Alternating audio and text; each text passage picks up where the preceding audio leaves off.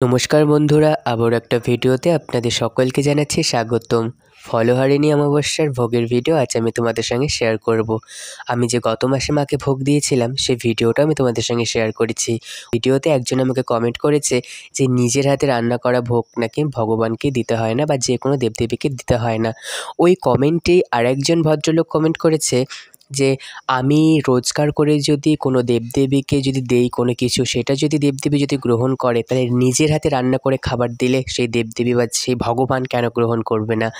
তো আমি জানি না কোনটা ঠিক কোনটা ভুল, কিন্তু আমার মনে হয় নিজে ভালোবেসে নিজে মনের থেকে কোনো দেবদেবী বা যে কোনো ভগবানকে যদি কিছু দেওয়া হয় সেটা হয়তো গ্রহণ করে। তোমাদের কি মনে হয় ভগবান শুধু পুরোহিতের রান্নার খাবারই গ্রহণ করে আর সাধারণ মানুষের হাতের রান্না গ্রহণ করে না?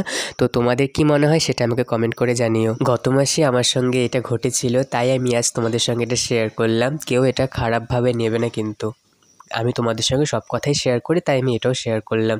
তো তোমাদের সঙ্গে কথা বলতে বলতে প্রথমে আমি বানিয়ে নিলাম পুরি, এখন আমি বানিয়ে নিচ্ছি সুজি। তারপরে আমি মাকে পুজো দেবো, তারপরে আমি বেরোবো বিকালে ভাইকে নিয়ে। আজ আছে ভাইয়ের গানের অনুষ্ঠান, তোমরা সবাই সঙ্গে থাকো, দেখতে থাকো।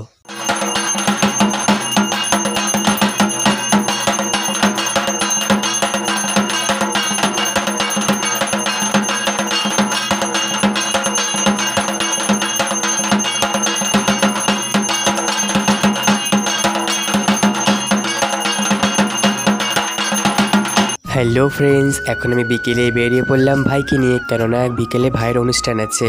আজ আমাদের ফালাকাটায় আমাদের প্রাণের ঠাকুর রবীন্দ্রনাথ ঠাকুর আর আমাদের বিদ্রোহী কবি কাজী নজরুল ইসলামের জন্মতিথি উপলক্ষে একটি সুন্দর অনুষ্ঠানের আয়োজন করেছে।